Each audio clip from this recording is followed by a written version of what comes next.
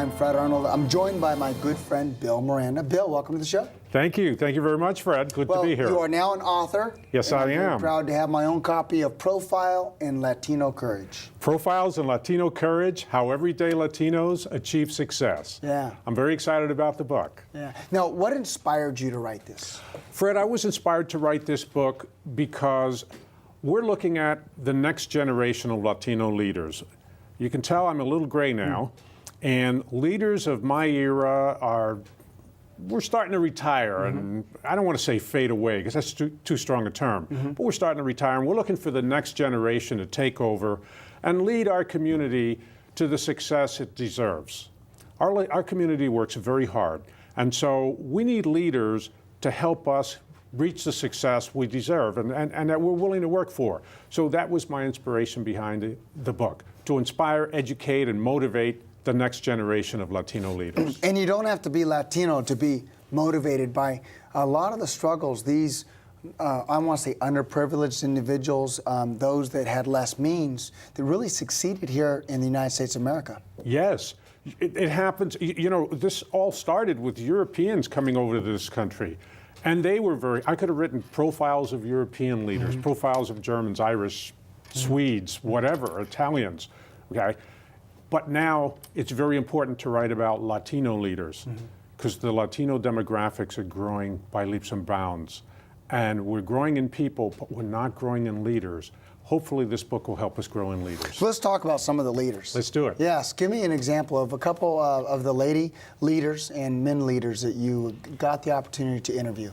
Well, I got the opportunity to interview Patricia Gracia, who is the owner of, the CEO of Power Media Group over in Canyon Country. Amazing woman, I know her myself. Yes, you do. She's an outstanding lady. She came to this country as an 18-year-old and found herself in just across the border with no money, no contacts, not knowing English.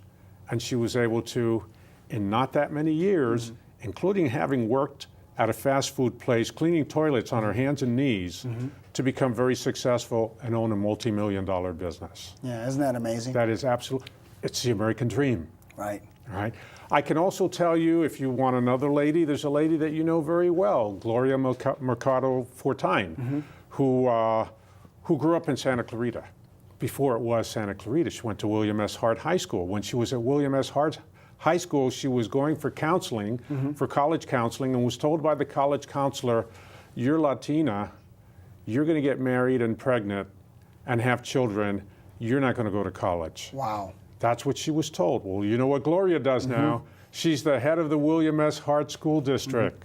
Yep, she's on their board. She was past president of the school district. Absolutely. She's running that same school district where they told her she couldn't. Yes.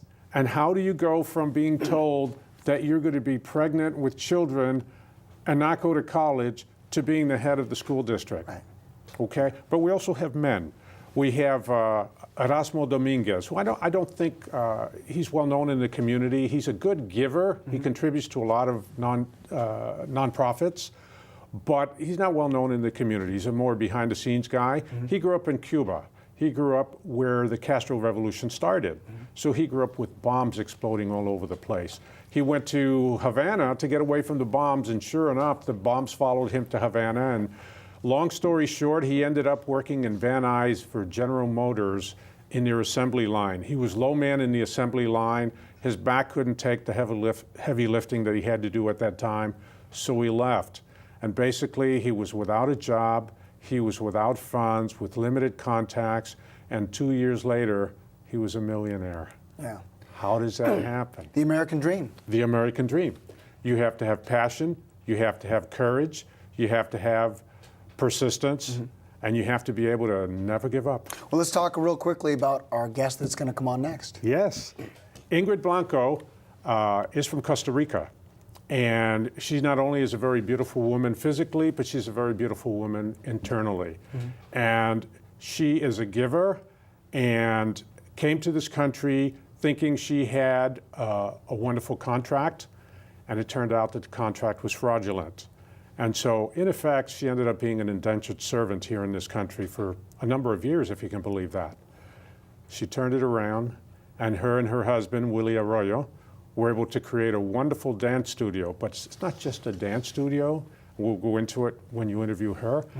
It's a choreographing company that puts on spectaculars all over the community. And Here throughout in the Los Santa Angeles. Clarita Valley. Here in the Santa Clarita Valley. Well, we're going to jump to a quick break, and we'll bring her in, and we'd love to hear more about her accomplishments. Thank you. We'll be right back.